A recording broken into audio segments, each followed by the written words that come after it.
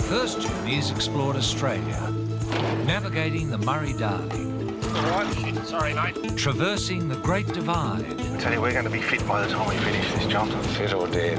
and straddling the top end. Can you see this being the food bowl of the nation?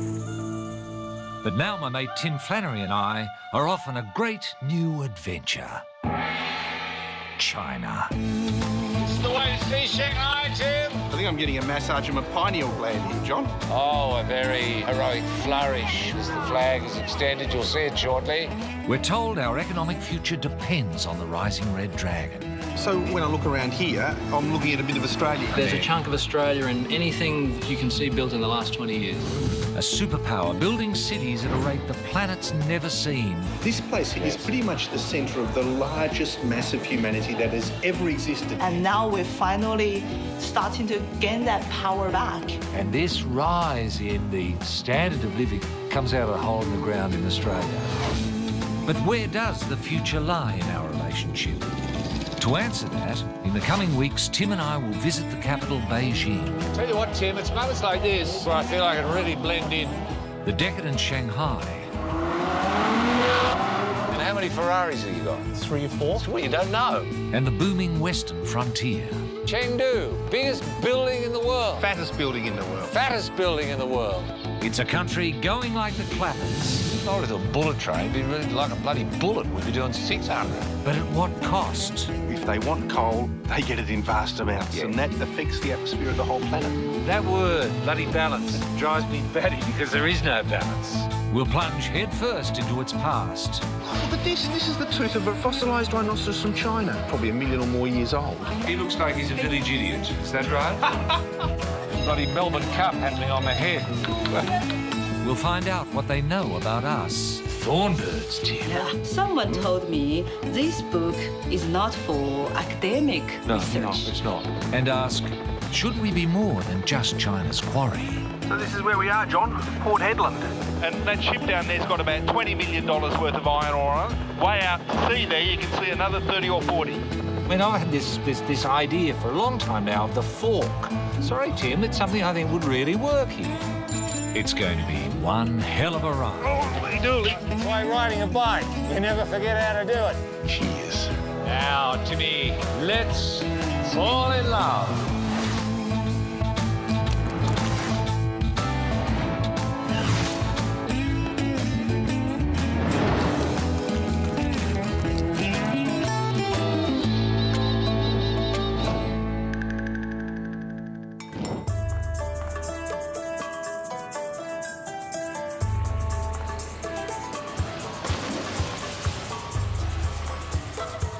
This is the port of Tianjin, one of the world's largest and the maritime gateway to Beijing. An iron ore carrier is docking after a 2-week, 7,000-kilometre voyage from Port Hedland.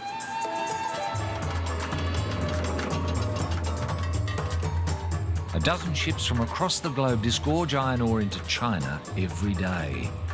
It's a yearly trade worth more than $100 billion. Well, what impresses me, Tim, is that even before any of the crew's allowed to get off, the iron's moving off. They don't muck about.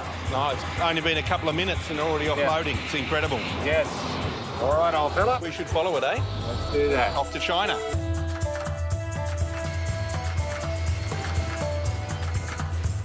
Here to meet us is David Liu, who went to uni in Australia and spent more than 27 years in Perth. He's now returned to China as head of global sales and marketing for Aussie mining giant Fortescue. David. Hi. How are you? David, good. David, how are you? Hi, John. Welcome to China. Thank you. Thank you. Fantastic. Yeah. Let me show you the Tianjin port. Thank you. That'd be marvellous. Wow.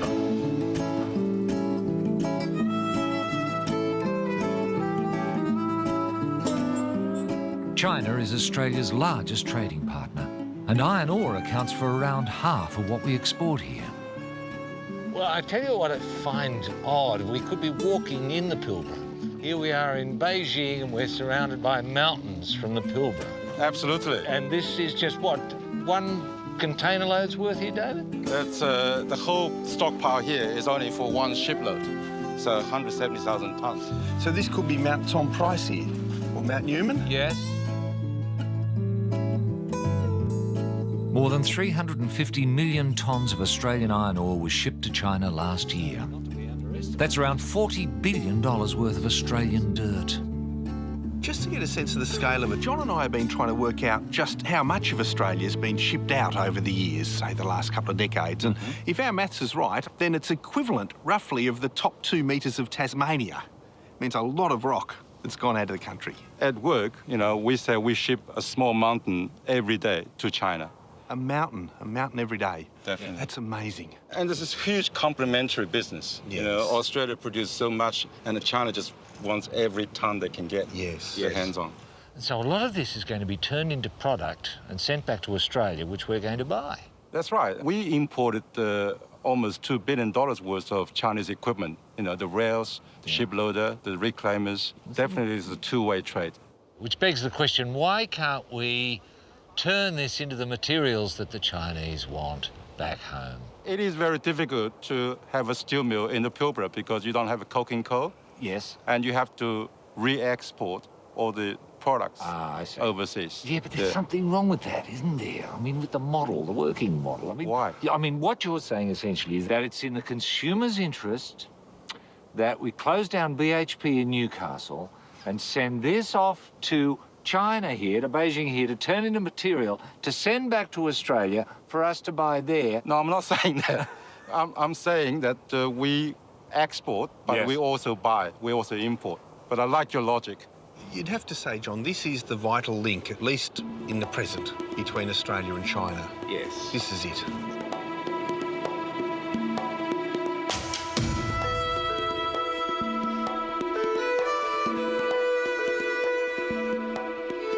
Nearby, Australian iron ore is smelt at the Tianjin Steelworks, 24 hours a day, 7 days a week, rapidly building modern China. We also get the steel back in the form of cars, fridges, railway tracks, even our iron ore wagons. Wow. Well, look at that. It's amazing. That's the steelworks. China churns out nearly half the world's steel. This mill produces 4 times more steel than all of Australia's mills combined. So this is Australian iron ore here. That's it. And this blast furnace is 3,200 cubic meter blast furnace. Wow. Also one of the largest too. Yeah. Would be one of the largest in the world. And this is running 24 hours a day, 7 days a week. Yeah, this is about 7,000 or 8,000 pounds per day. Yes, amazing. 3 shifts. Yes. Yeah, continuously. This is massive scale industry here, John, very modern. There's nothing like this in Australia. All of that stuff's smaller and older, much older. Yeah. For David, this mill is a personal reminder of how far his family has come in China's industrial revolution. So, David, you were saying that you're the son of a steel worker. Yeah, my father used to work for Nanjing Steel Mill. Okay, and what was it like? Very different from this? I was very small in the 60s, you know, when it was built in the 50s. Yeah. And my father earned, I think, a monthly salary of $4 Aussie. Well, But we're living comfortably. How do you feel, David, when you think back on those times and see how far China's got today? Very, very proud. It's tremendous progress. You know, you couldn't have anticipated. The new steel mill is being built every day in China. Wow. And the capacity, you know, before you're talking about 2 million tons. It's a big sort of steel mill scale. Yeah. But nowadays, you know, you see the steel mills with a capacity of 10 million tons plus. Okay. Amazing.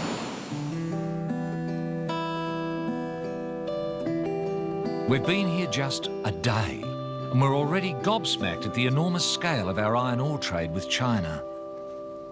But surely we're more than just a giant hole in the ground. There's only one place to start asking that question. 180 kilometres away, China's capital, Beijing.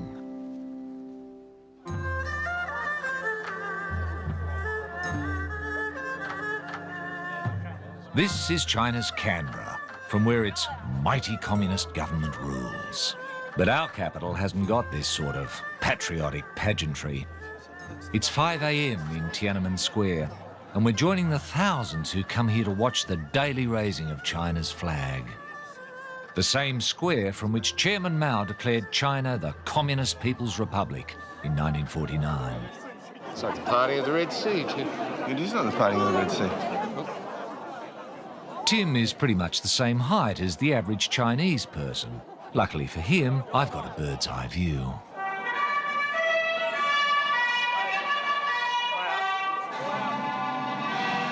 Well, what can you see, John? I can see quite a bit, Tim. The chaps have come out. Precision marching. Right. All right, the soldier is moving forward in precision. Oh, a very heroic flourish with the right hand as the flag is extended. You'll see it shortly. Oh, there we go, yes. They're very patriotic people, John. I can't imagine it working in Canberra on a chilly winter's morning at 5 o'clock. It'd be like having Anzac Day every day. It would be like having Anzac Day every day.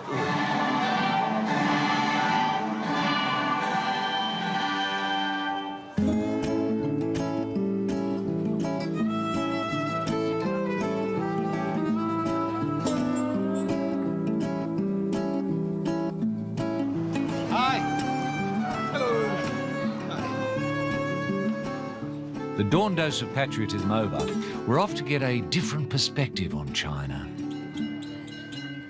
We're meeting an Australian who first came here in 1979 and went on to become the China president of mining giant BHP Billiton. Clinton, great to meet you. Good. Well, shall we take a wander up here? Yeah. Clinton Dines first came to China in his 20s. No other Australian has lived here longer. So what brought you here, Clinton, in the first place from Australia? I did Asian studies and Chinese economics at university. I was very lucky in 1979 to come up on a postgrad program. And I never got around to going home. I kind of got stuck, you know. China's always been interesting, you know. It's a sort of witness to history aspect, I guess, of staying here. Yeah. So did the place look the same, Clinton, when you first arrived? Oh, no, mate, it didn't. My primary memories of the whole place were people being hungry and people being fearful. Every Chinese guy I knew had his belt went all the way around to the small of his back. Wow, you know? And I always used to, as I've thought about, contemplated, it was that's a sign of actual great optimism if you think about it. Like if you thought you were always going to be skinny, you would have cut the belt shorter, wouldn't you? Exactly, cut it off. But they were living in hope. There's nothing better. So they knew something was going to happen. Yes. And something did happen. In 1978, Deng Xiaoping's economic reforms sparked the biggest construction boom in history. So, you know, when I look around here, I'm looking at a bit of Australia here, quite likely, then, with this bit of fencing or that, you know, or high those probability cars that down there's there. a chunk of Australia in anything that you can see built in the last 20 years. Yeah. So essentially, to China, we're a hole in the ground. We're a mine. One of our challenges is to having them appreciate our other capabilities, but the essence of what China needs from us is the energy and the raw materials at this stage. They would be very mindful that they enabled Australia to avoid the global economic meltdown. They'd be aware of that?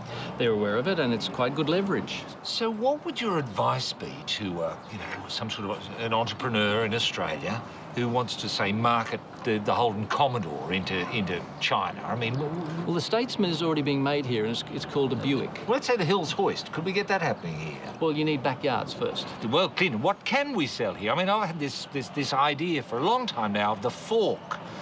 That's something I think... Sorry, Tim, it's something I think would really work here. It's a cultural uphill battle, that one. I don't think... I think it'd go like gangbusters. Well, it's so much more efficient than the chopstick. It is. Start modestly with the fork chopstick. Just put a little groove in it. Okay. You start, you know... Soften them up. That's right, soften them up. All right.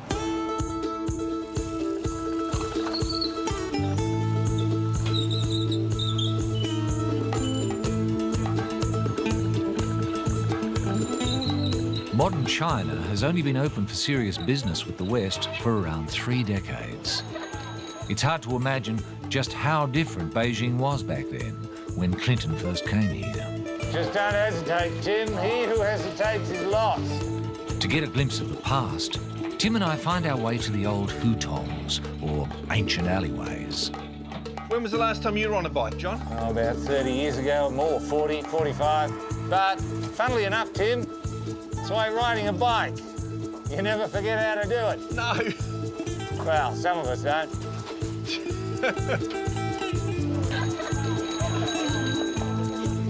Holy dooly. Oh, careful there, matey. Nearly lost my hat. We're looking for one of the old rickshaw drivers who still ply their trade in the old laneways of Beijing. Today they act as tour guides, but many still live in the old hutongs where they were born and raised. Hey, hello, sir. This way.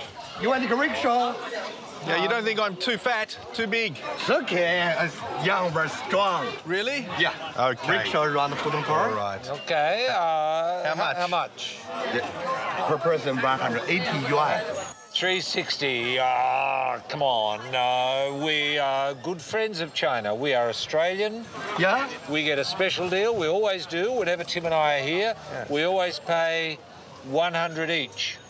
150 each. Okay. Right. Look, 200, it's good. 200. 200 and I got 10. 210. Okay. Okay? Oh, no. Okay. Is that all right? Yeah. Okay. Yeah. Oh, thank you. Very good. All right, thank you. Shall we go? Let's go. Let's go! Yeah. I don't think he's going to make it, Jonathan. Yeah.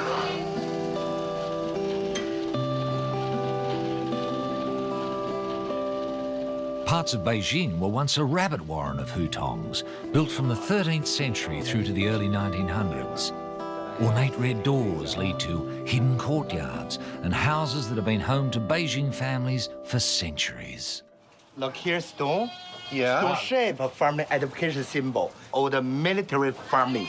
Military family. Yeah, military family have a drum stone. Uh-huh. Okay. It's the military house Ah. from traditional times. Only 4,500 hutongs remain, but even these are fast disappearing. Sir, Yeah. my home. Ah. Is that? Look. Okay. Yes, thank you. Thank you. Please. Mr. Wren's family has lived in this hutong for generations. It's a standard two-room home, the size of the average Australian living room. Okay. Oh, Please. wow, looks very nice. Wow. Okay.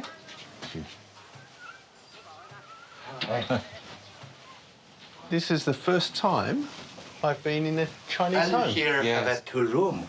My son here, my live the room. Okay. Very nice. Yes. Family together here. Yeah, very good. Very good. Computer? Yeah. Children. Children, computer, yeah. Yeah. Flat screen TV? Yeah. Teenage sleeping den, John. Yeah, This? yeah. Here we go. Look here. My favorite kitchen. Ah. Oh, wow. Okay. Look. Yep. It's quite nice. Well, it's very compact. It is. But Yeah, good. but all the elements Yeah. are here? Microwave, fridge, everything. Yep. Very good. Okay. Well, thank you so much. Here we go. Okay. Well, this is a bit of a warren, Tim. It is, isn't it? As we leave Mr. Wren, we're feeling a bit peckish, so decide it's time to hunt down a local snack. Yeah. I see they've been stabbed through the carapace. I don't like that. That's cruel. It can't be comfortable, Tim. No, no. You want to try? No, no, no. Come on, very good. Feel peckish? No. No, no, no. Thank you very much. Thank you. My God. In search of something more edible, I decide to take Tim to a reputable restaurant chain that's a big hit with the locals. There's a place I heard about, and I think this is it. And if so, it could prove quite interesting. Oh, looks good. Hello. Very good. I think you'll enjoy this, Tim. Oh, I hope so. This is Chinese fine dining at its very best. But there's only one cut of meat on the menu, steamed, fried, or any way you fancy. Apparently it's popular with the ladies. Penises.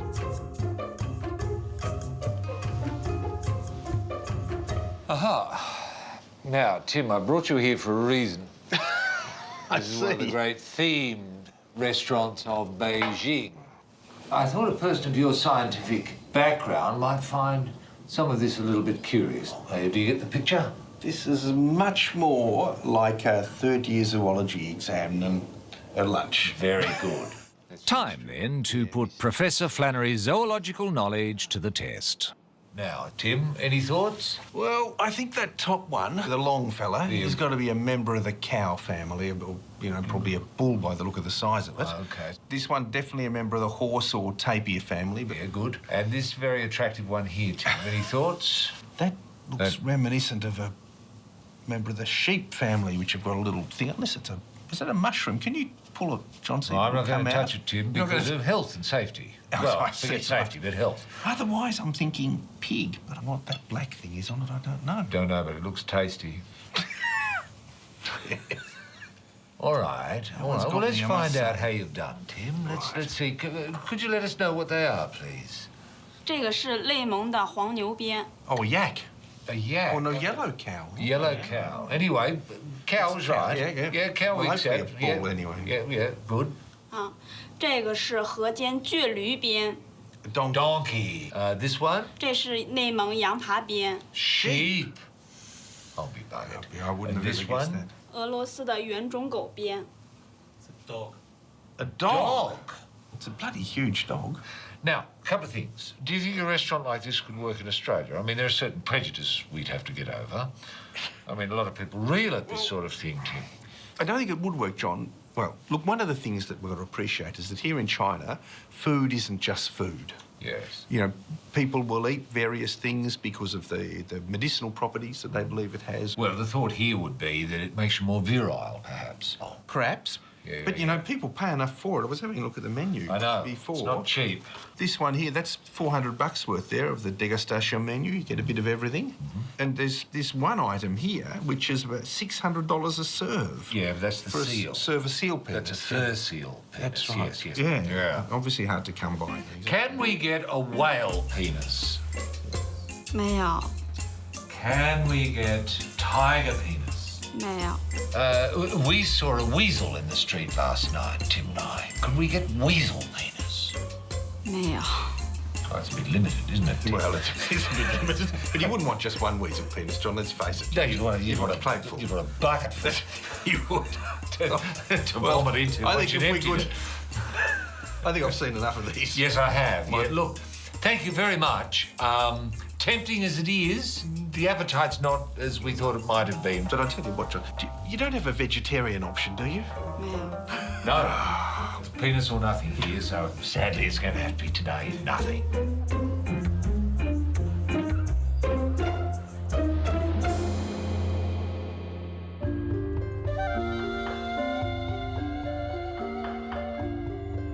Next morning, Tim and I visit Beijing's antique markets to learn more about China's communist past.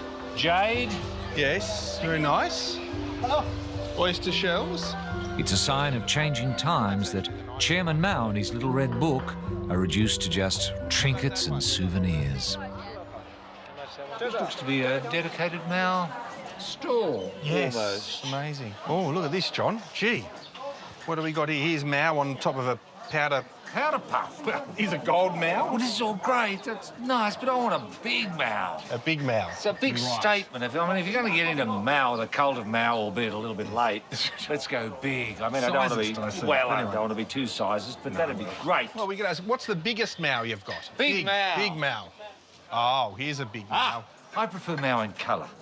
Yes. You know, the white's nice, but it's colours. But, you know, we want red somewhere. Yeah. Red and green. That's Mao, the Mao I remember. Don't know this bloke. Thank you. Thanks very much. Chairman Mao seized control of the nation and closed its borders in 1949. A decade later, he forced the people to live in communes. The result? Around 40 million Chinese starved to death through famine. On the face of it, though, Mao was still revered. What I like here, Tim, is the absolute sunshine in the eyes of those. It must have been such a thrill to be so close to him. See, it brings that era alive that to me is unimaginable now. I can't imagine Beijing in Mao's time. Yes, no. This country's so changed. But you're right, look at the faces. Look at those faces. They'd remember that for the rest of their lives. They would. My word. My word. Mao launched the Cultural Revolution in 1965. His young Red Guards were let loose across the nation. They turned against their elders, doctors, teachers, even their parents. Oh, John, have a look at this. My goodness, what a story this tells. Yes, it does, doesn't it? Look at this, so confident. Yes. Not a single doubt in his mind that he's right. And this, I wouldn't like to be in this chap's boots. Oh, he's dead. He's finished. You know, this, John's the Cultural Revolution. This kid could be 14. Yeah. He's been given a position of absolute power because Yes. Mao feared that he was losing power. Yes. What better thing to do than appeal to the kids for Yes. this renewal of the revolution? But, you know, the thing is, John, we were 15 about the time that kid was 15. They're the same right. age as us. Yes. They'll be walking around the streets. Our peers in Beijing will have gone through this. Yes, yes, yes. After the Cultural Revolution ended, Australia restored diplomatic ties with China in 1972. It was Gough Whitlam's boldest and most controversial foreign policy decision. A year later, the White Australia policy was abolished and Chinese flocked to our shores. But our relationship has been a rocky one. Good morning. Thank you. Tim and I are off to meet a diplomat who's witnessed the highs and lows of our relationship firsthand. It's the way to see Beijing. It is very kind of Jeff to send his black Audi for us. It's very nice. He was the Australian ambassador to China from 2007 to 2011, but also worked in the embassy in the 80s. I'll be interested to speak with him about that very tricky period, Tim, in, 89. A lot of quite famous incidents happened here. Yeah, indeed. Well, it'll be very interesting to hear what he's got to say about that. Yeah. John, how are you? Pleased to meet you. Welcome. Yes, thank you. I'm Tim. Great to Great. meet you. Nice to meet you. Excellent. Jeff Raby now consults to businesses wanting to expand here. He also has the largest Australian collection of Chinese art. Well, what are we looking at here? This is Guan Wei. Guan Wei is a Chinese artist who went to Australia in the 1980s, but this is commenting on the refugee question. Most of the artists here actually came to Australia at different times. In the 1980s, around the time of Tiananmen Square, built their careers in Australia, and then in the last 5 or 6 years have come back to China. This is Xiao Lu pointing a gun directly at you. This is based on events that happened in February 1989 in a very liberal period in China's political development in the run-up to Tiananmen Square events. Xiao Lu had an installation with 2 men in a telephone box. And after this thing had opened in great controversy, she walked in 2 hours after the opening with a gun with live bullets and shot her own installation. Right. And many people feel, incorrectly, but feel that somehow it presaged the violence that happened later that year in Tiananmen Square. Okay. And you were here through that whole period? Yes, yes. In fact, I was living more or less in the same street. And so the tanks rolled by here? Yes, and on this intersection here, there were tanks in battle position after June 4th, and they stayed there for many, many months. Very, very tense. So did many of those Chinese who were given visas under the Hawke government come back to work in China? I think a lot have now. I don't know, but if I can share an anecdote with you about Bob Hawke. When I was ambassador, I had a lot of this art hanging in the official residence. One day Bob came around and we're having a cup of tea and chatting, and he looked at the art and he kept fidgeting and looking and fidgeting and looking. I said, "Do you like it?" He said, "Yes." And I said, "Do you know you're responsible for this?" He said, "What do you mean? What are you talking about?" And I said, "Well, this is one of the many Chinese students who were in Australia at the time of Tiananmen Square, and you extended the visa to, and they stayed and built their professional careers." And he became quite emotional, and he said to me that, in politics, you rarely get to do something, even as Prime Minister, that's your decision and something you did by yourself. He said that's one of them for him. He said he did it against the advice of Cabinet, the senior bureaucracy, and he's so proud of that. And so it was a touching moment for him to see that art in the residence. Yeah, I bet.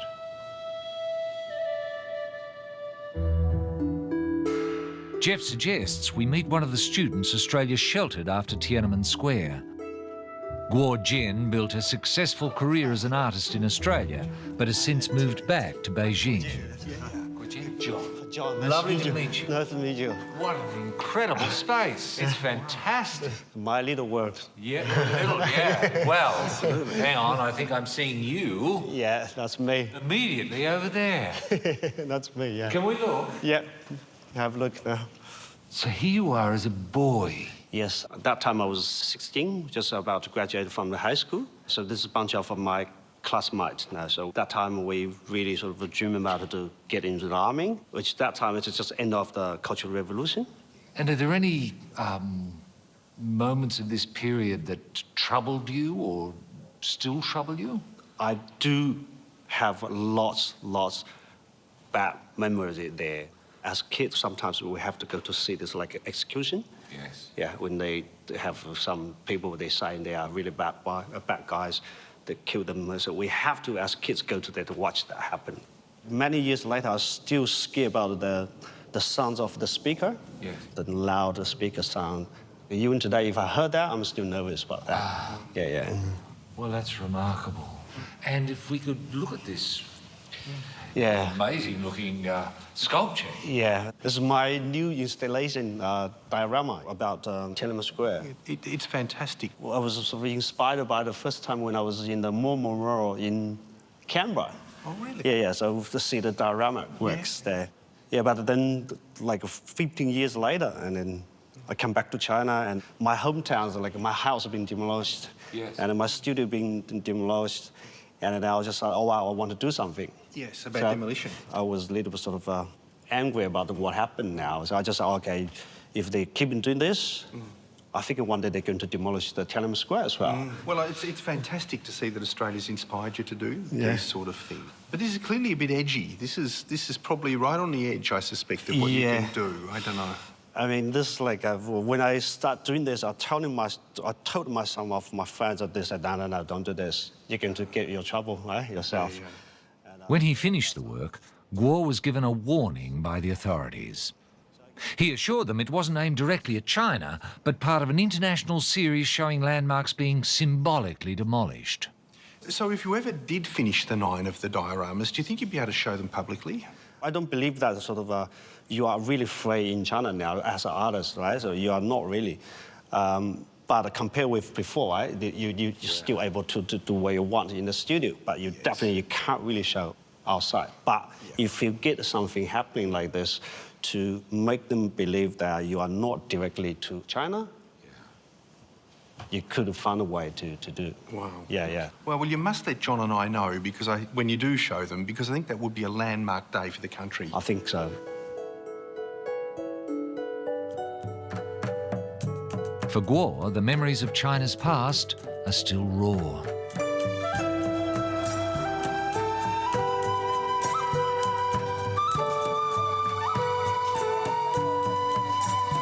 We want to ask former diplomat Jeff Raby how our relationship has changed decades on.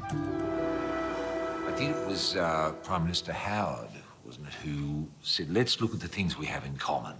Let's not dwell on the things that divide us. That's a step in the right direction, wasn't it? Oh, yes. We have very different political systems. Human rights will always be a big issue between Australia and China. And yet there are so many areas of common interest. We need to concentrate on those whilst recognising that there are differences. And this is extremely important because no country on earth will ever again replace China as Australia's largest export market. Whether you like China or not, that's a fact. It's just based on the profound complementarities between the two countries. It seems to me that everyone's knocking on China's door. What's Australia going to bring to this relationship that's special beyond iron ore? Yeah, I think that's a big challenge for us to think about. There was a time when we led the world, at least the developed Western world, in terms of understanding China, building relations, investing in China studies, a broader-based relationship. And then the rest of the world in the last decade, and particularly just in the last 5 years, I mean, that's how quickly things are changing. They woke up and rushed to China and are putting a lot into the relationship. And we haven't done as much as we should. And certainly we've lost the competitive edge that we had in terms of our standing and influence in China. What do? I think we bring a lot to the relationship because of who we are in the region. That is beautiful.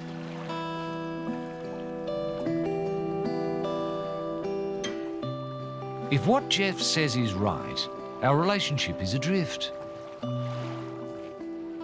For now, we seem content doing little more than floating boatloads of iron ore to our northern neighbour, but perhaps that's all we have to offer.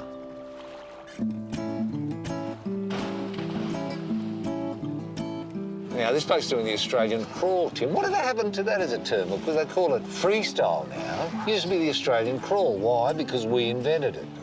The Australian crawl. Americanisation, mate. You can't go against the tide. Right. That's the way it is. Well, the hills hoist. What would you call that? Well, they make them here in China now. There'll be Don't tell me some that. name I for it. don't want to know.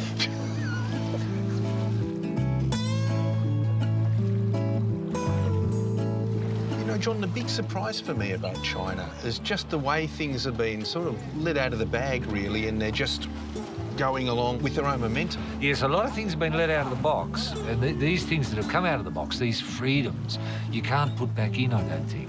No. Not in this time, not in a modern world, not with communication the way it is. Well, it comes back to me, that rickshaw driver, you know. Yeah. The English he'd learnt on the street. You know, no help from the government. Yeah. But the kids today, they're all learning it in school. That's right. You know, that's exactly right. Well, his home was amazing. Well, that's the triumph of modern China. I mean, in 20 square metres, he had a bigger blooming flat-screen TV than I've got. He had a computer. Yes. He had a Panasonic microwave oven. And this rise in the standard of living comes out of the hole in the ground in Australia, to a certain extent. Yeah.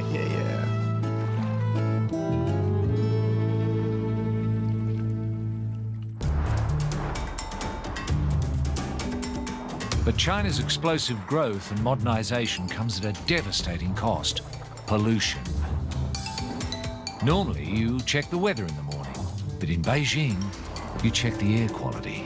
Now, Tim, this is interesting. Look here, this Honda Accord. Now, in Sydney and probably in Melbourne, most capitals or most towns in Australia, when it rains, it means your car's getting washed. Yeah. We had a lot of rain last night. Yeah. Look at this.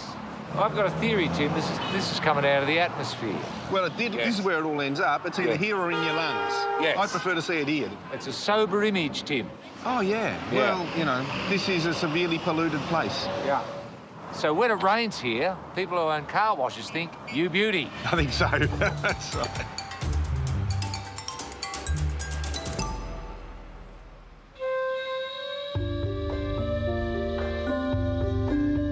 Air pollution is a serious problem in most Chinese cities.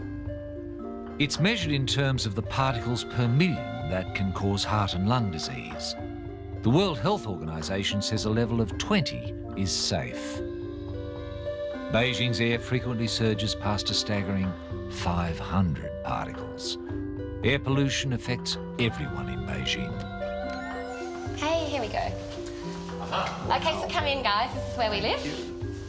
Including Aussie expats such as Sharon Carr and her family, who've lived here for 5 years. And this is Brian. Hi, Brian. Tim. Hey, Tim. Good to meet you. And Thanks for having John, us. my husband, Brian. Sharon's husband Brian is the CEO of an Australian IT company. Well, this looks fantastic. It does. Beautiful place. It's very, this is a much larger apartment than I would have thought.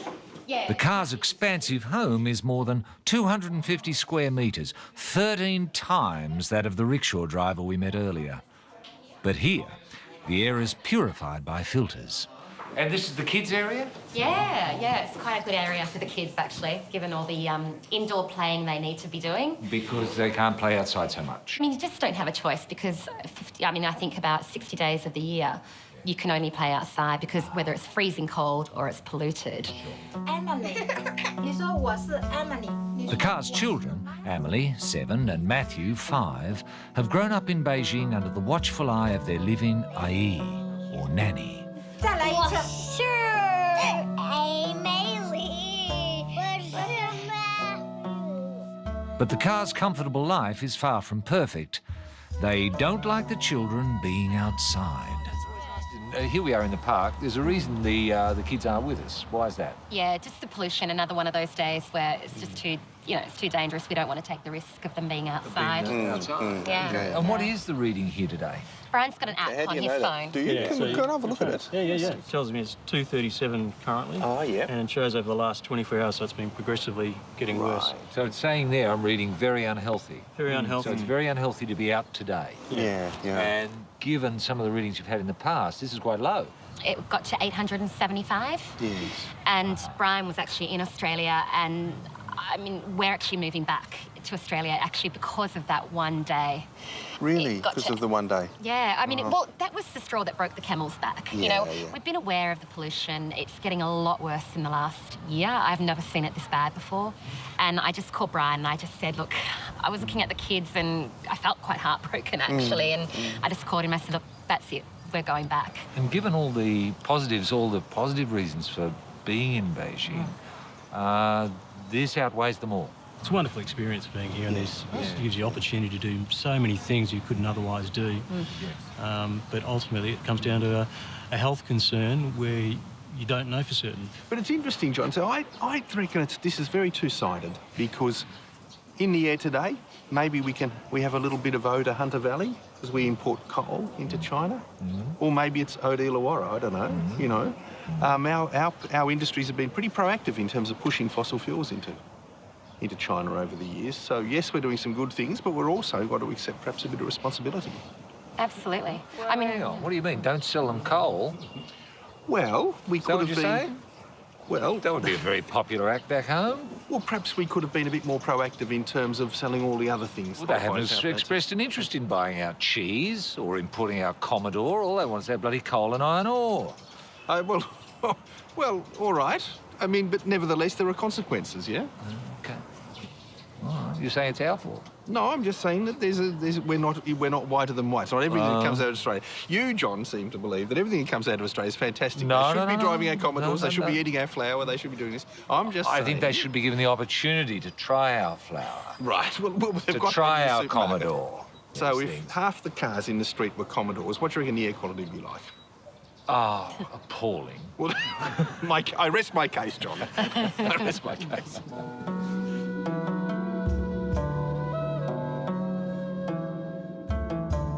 But there was one time when the air quality was acceptable. 2008, when the world was watching Beijing and the Olympics. We've come to the outskirts of the city, to the giant abandoned steelworks of Shogun. Built in 1919, this steel mill was once the largest in China, covering nearly 9 square kilometres. This is really the face of old industrial China, you know. This plant was so polluting, it's just to the west of Beijing, and with the wind blowing, it would blow all of its pollution across the city. Yeah. So they closed it down along with a lot of other plants for the Olympics. But then, about 3 years ago, finally closed it permanently. Permanently, yeah. Well, this was built really without regard for the environment. This was just none whatsoever. But there's a sort of a steely grandeur about it, if you want to. I can't help but look in awe at this sort of stuff, you know.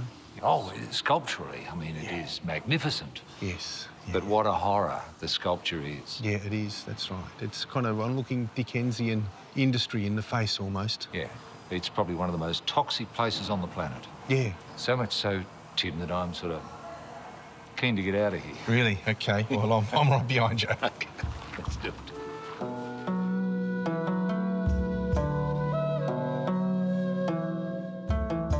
While Shogun is closed, scores of steel mills are springing up across China, many fired by Australian coal. The result is unsustainable pollution. But there's one woman who can see change on the horizon. Mina Gooley is an Australian who runs an environmental NGO in China. Hello, Mina. Hi, Tim. Hi, great to meet you. Mina, how are you going? How are you? Well, nice spot.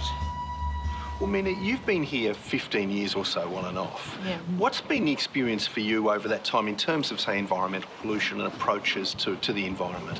When I first came to China, I would see a big green cloud of what is that? We used to have this game of what is that hanging outside my window. You don't get that anymore, but instead we all get freaked out by our apps. The reality in China is it's going through a period of massive economic growth, and every country that goes through this kind of growth phase causes environmental problems. The issue for us is that China is doing it on such a major scale, we can't afford to ignore it. I know you've been involved with getting clean technology investment into China from places like Europe and Australia and that sort of thing. And I've wanted to ask you about what the drivers are for those sort of investments. The reality is that China cares a lot about the environment, and it cares not because of obligations under the Kyoto Protocol. It cares about the environment because of a whole bunch of other internal efficiency-related issues. So how does it create efficiencies? The easiest way is to take out some of the internal inefficiencies, like inefficiency in the use of power. And can you see a role for Australia in this green transformation happening in China? Yes, we can. There's an amazing opportunity up here in China to deploy our technology, to use it as a way of commercialising clean tech. And I'm really afraid that we sit there thinking, where they're going to come to us. And the reality is they're going to Europe, they're going to the United States. It's an opportunity that we're missing. It's funny, John, that's a theme we've heard again and again as we've gone around China, that Australia started off tremendously well. We engaged early and we engaged very broadly, but that since then we've just frittered away that advantage and others are now taking our place. Yeah, I think we had a great idea, but we've not been able to really convert it into action. We were a leader in the Kyoto Protocol. People were looking to us as being a provider of ideas, a provider of solutions, a provider of alternatives at the negotiating table, a mediator even. Now, where are we? And I'm afraid that if we continue down that road, we'll be absolutely nowhere. And that's a really bad place for us to be. It's a very small country.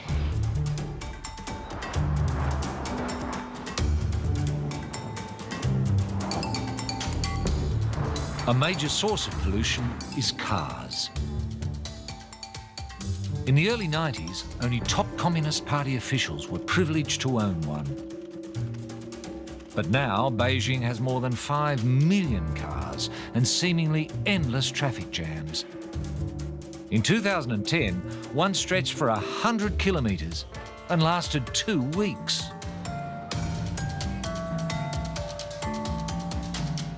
Efficient public transport is critical to a city this size.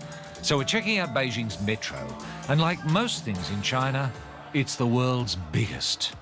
2.5 billion people use it every year, around 7 million per day. That's 1.5 times the population of Sydney on the metro every day. Tell you what, Tim, it's moments like this, situations like this, where I feel I can really blend in. Is that right? I can tell you how many people are on this train. I can count them. I can do a head count. I tell you what, there's quite a few. Yeah.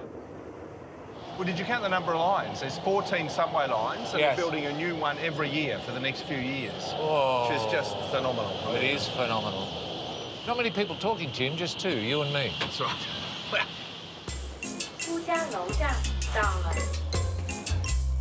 We get to the end of the line on the outskirts of Beijing. There's some transport for us. It's now a taxi ride to our next destination.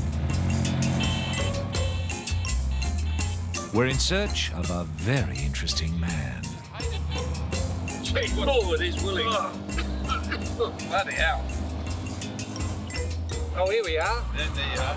That's better. We're getting a bit of cross ventilation now. So I can just breathe in the pollution now of the city. That's right, exactly. Much healthier. How far is it? It's only about 80 kilometres.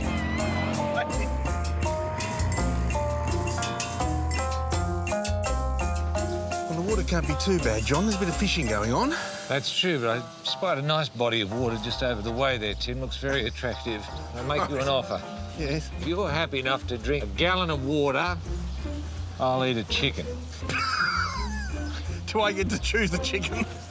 Yep. Right, you're on. Hello. Hello. Oh, you speak English? Yes. Yes. Fantastic. What? Mr. Wu? Mr. Wu. Oh, you don't know, with a robot. Yeah, no. No. Oh, well, we're lost. Bloody John. waste of time We're coming lost. here. Yeah. Well, All we right. better go on. Well, thanks for your help. Yes, very good. Nice to meet you. Nice to meet you. Goodbye. Wow, that's remarkable, John. Wow, fantastic English. We're here to meet a man who's built another unique form of Chinese transport. He's the genius behind a whole fleet of robot rickshaws made from scrap metal. Ah, this must be Mr. Wu. Mr. Wu. Mr. Wu, hello. Hello. Ni hao. I'm Tim. Mr. Wu, I'm guessing this one's female. 这个又是男的又是女的，我想做女的，可是她像男的了。 Could we see it working? Wow. That one, that's a goer. Okay.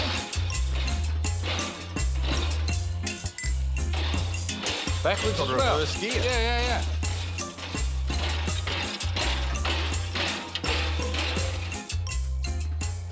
There's a song by the Hoosiers called Bumpy Ride. Right, yes. It reminds me of that a little.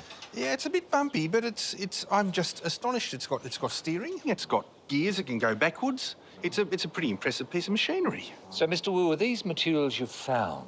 这些材料吧，有的是废品站的，有一些个就需要买一些个成品的东西。 Now, this is the one I'm interested in, Tim. This machine looks like fun. Yeah? All right, as long as I can have the controls, though. No, not a hope. No hope? We're going to have a discussion on this, John. Who's got the better traffic record? I have. That's why it's going to be fun. I see. I don't know about that, John. And besides, I'm in the right-hand side. I'm in the driver's seat. No, the right-hand side is for the passenger in China. 然后这个 Mr. Wu's rickshaw has very basic controls, easily mastered. Oh, there we are. I tell you, get your hand off that. There we are. Hey. Just sit still. All right. Hey. Very good. Beautiful, Tim. Beijing, here we go. Here we go. No. Oh, it is out of control. There you go, all right. Oh, it's counterintuitive. Yes, it is. Who would have That thought? way, John, that way. Mr. Wu's robot rickshaws display brilliant creativity and lateral thinking. Perhaps we need a little of that ourselves if we're to tap into this land of opportunity.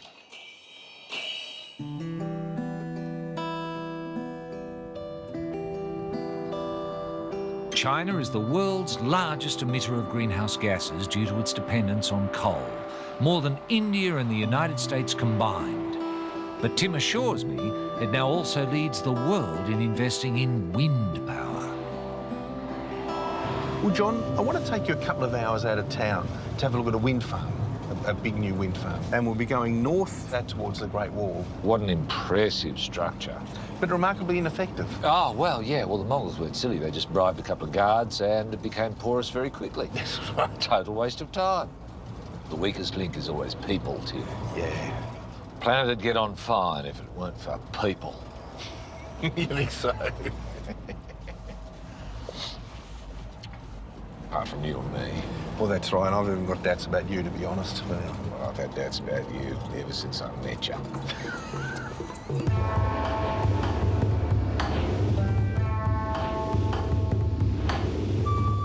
This farm is run by China's largest wind turbine maker.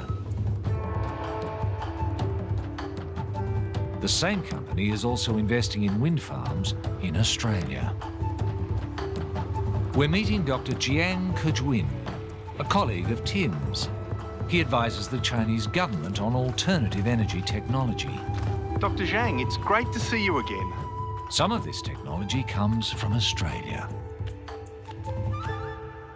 So, in terms of an average family's, say, yearly electricity use, how much is that turbine contributing? In Beijing, a typical family uses around 3,000 kilowatt hour per year. So you can imagine for 2 hours, one unit operate can satisfy one family's electric use for 1 year. That's impressive. That is very impressive. So investment in wind is really taking off here in China. Very fast. If you add up all the investment in solar and all the investment in wind over a year, how much is that combined? Last year, something like 60 billion US dollar. Wow. See, that's probably enough, John, to provide all the electricity Australia requires. Yes. Just in a single year of investment. Yes. That's fantastic. That's phenomenal. And this is very cheap electricity, yeah? We cannot say cheap. But the prices are coming down, aren't they? I know that the price of production has dropped 80%, people told me, in 4 years. Yes. How is that possible? That's incredible. I think we should be very grateful for for the manufacturers, I also should thank a lot of the Australian colleagues because the research activity there make the technology breakthrough very quickly. Yes. They make the learning curve, the cost reduced. Well, that's a great success story, you know, where we've got Australian technology driving the manufacturing here in China and producing a win-win outcome. For me, I'm thinking about Australia should be the brain to design all the new technology in the high end of the manufacture. Yes. So this is some way we can actually work together. Yeah. No, that's very good. Well, John, what we're seeing here is the new Australian-Chinese relationship. This is the one that's going to carry us into the future.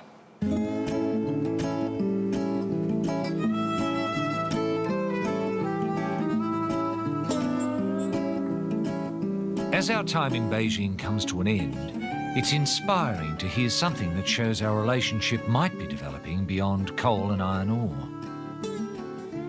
Relationships between neighbours are difficult to build, but the Chinese are masters of long and ambitious projects. Ah. Wow. Oh, well. This'll do for a spot, Tim. This'll do.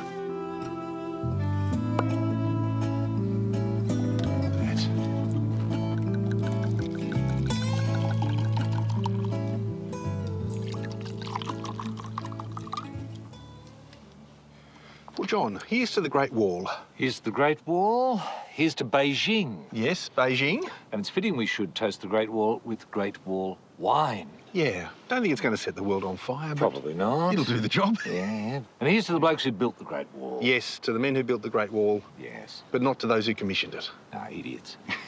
It never worked. Such a silly idea. Must have looked good on paper.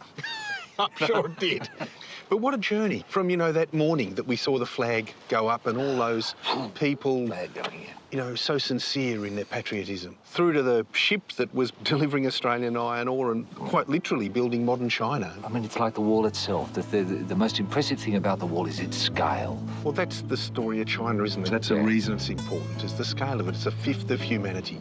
Yes. And, you know, if they want coal, they get it in vast amounts. Yes. And that affects the atmosphere of the whole planet, you know. It does. Yeah, that's why I'm so glad to see them get into wind and renewables. Yeah, well, that's absolutely right. And there Australia would appear to have a role.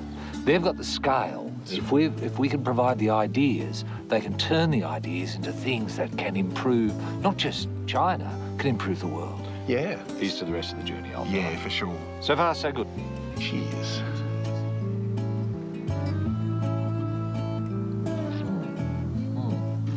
Grows on you. It grows on you.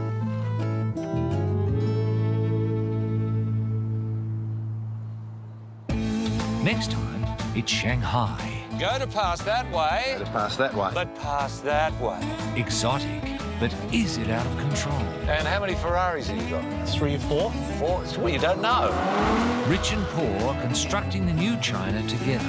为祖国建设出点力，干就走。 And what it all means for us. I'd like to buy an Australian rock lobster. Yes, a lobster. 6. $200. 200? No, it's not, is it? Now, Timmy, let's fall in love.